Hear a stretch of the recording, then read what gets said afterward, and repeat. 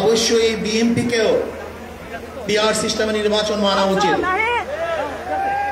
সংস্কার চাই। বিএনপি বলছে আমরা সরকার গঠন করে ক্ষমতায় গিয়ে সংস্কার করব। প্রথম প্রশ্ন হলো এই, আগামীতে বিএনপি ক্ষমতায় যাবেন এই গ্যারান্টি আপনি কে দিয়েছে? আপনি কিভাবে ভেবেছেন যারা 91 থেকে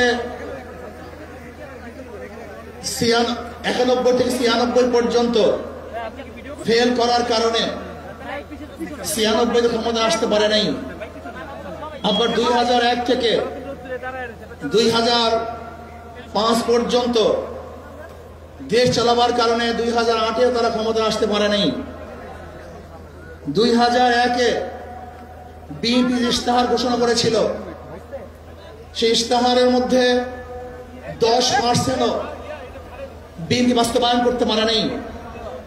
এমনকি 2001-এ বিএনপির ইশতেহারে 1 নম্বর শর্ত তারা পালন করতে পারে নাই। আমি বিশ্বাস করি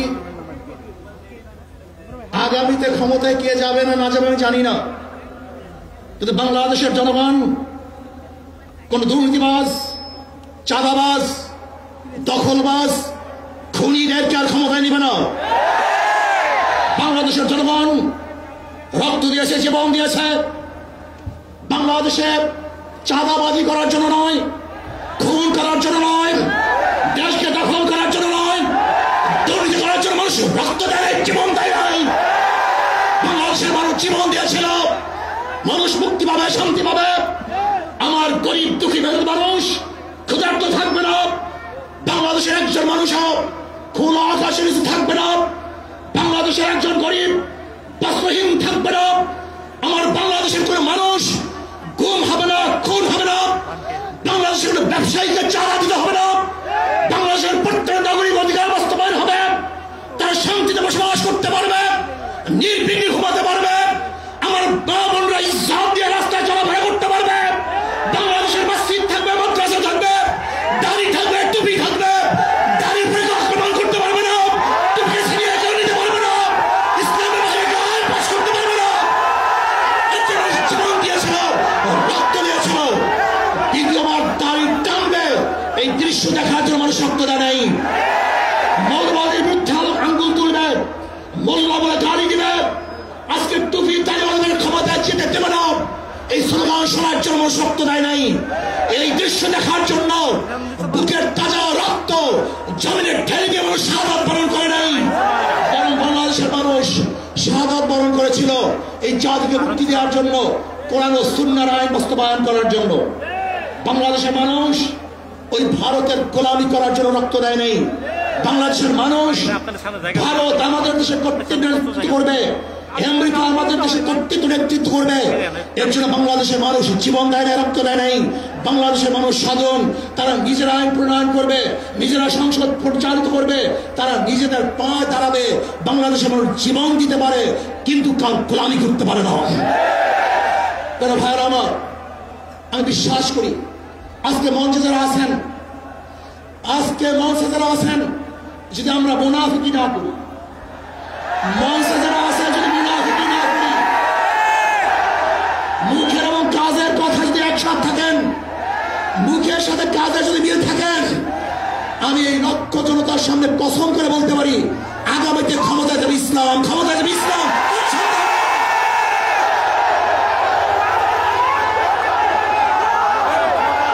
কিন্তু খবরদার যদি মুনাফিকি করি তাহলে এদেশের মানুষ সচেতন হয়েছে, এদেশের মানুষ সব জ্ঞানী হয়ে গেছে। বিশ্বাস করবেন না, একজন রিক্সাওয়ালা, ঠেলাওয়ালা, কুলি মজদুরের বক্তব্য শুনলে আমরা আশ্চর্য হয়ে যাই বাংলাদেশের মানুষ কত সচেতন, তারা কত সচেতন হয়েছে। যদি আমরা মুনাফিকি না করি, যদি আমরা ঐক্যবদ্ধ থাকি, বাংলাদেশে একটা বাক্স ইসলামের নামে দিতে পারি। যেরকম আমেরিকা এবং ওই সারস ইসরায়েল ইরানের আক্রমণ করে ফেলেছিল, মুহূর্তের মধ্যে নিশ্চিহ্ন করে দিবে, কিন্তু আক্রমণ করার পরে দেখেছে ইরানের গুহার থেকে কোথা থেকে বোম মিসাইল চলে আসছে, আমেরিকা এবং ইসরায়েল যেরকম অনুভব করতে পারে নাই, বাংলাদেশের বুকে যদি একটা বাক্স দেওয়া হয়, বাংলাদেশের ঘরের থেকে এমন মিসাইল বের হবে, এমন বোমা বের হবে, গোটা বাংলাদেশ থেকে, গোটা দুনিয়া থেকে ইসলামের দুশ্মনকে ধ্বংস করবেন ইনশাআল্লাহ। ঐক্য হন, মুনাফিকি করবেন না, একসাথ হন, ঐক্যবদ্ধ হন। এইটা আমার মেসেজ থাকবে।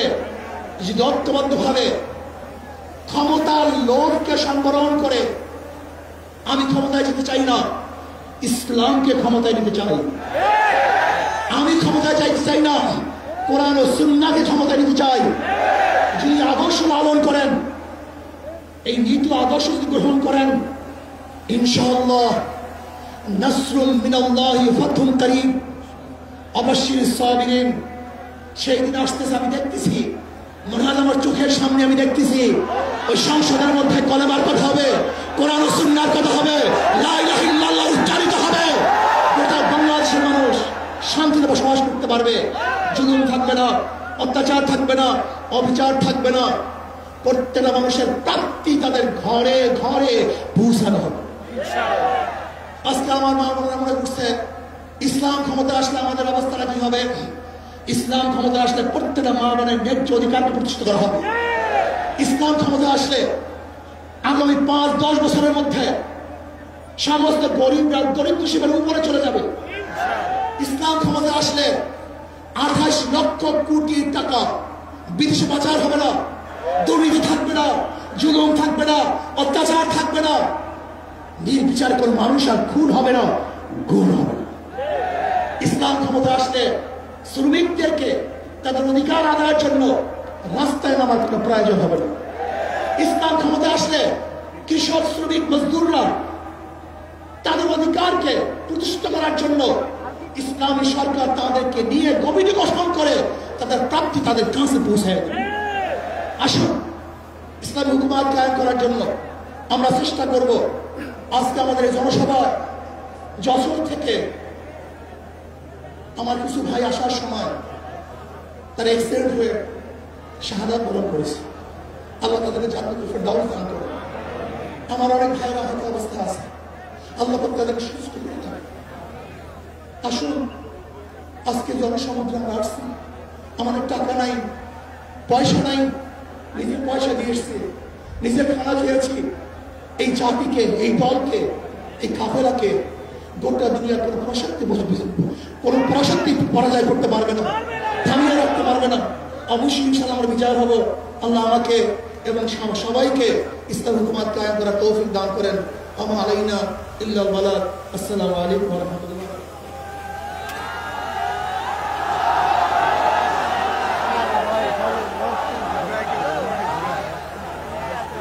সংগ্রামী বন্ধুগণ, আজকের এই ঐতিহাসিক মহাসমাবেশে এ পর্যায়ে